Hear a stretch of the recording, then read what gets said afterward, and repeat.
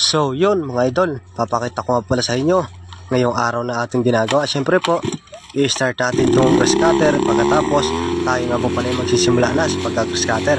Kaya tara, samahan nyo kami mga idol mag-grass cutter.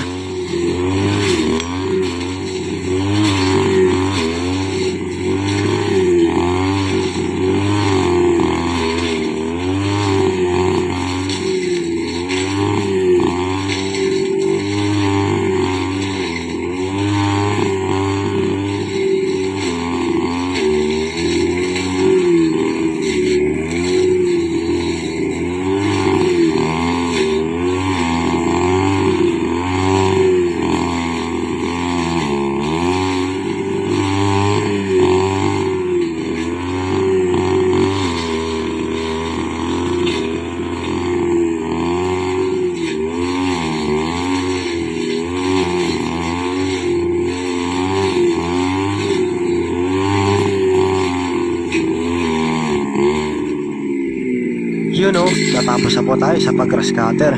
Siyempre po, ang puhunan natin sipag at tiyaga. Ayan na nga po yung ginag-grass cutter natin kanina.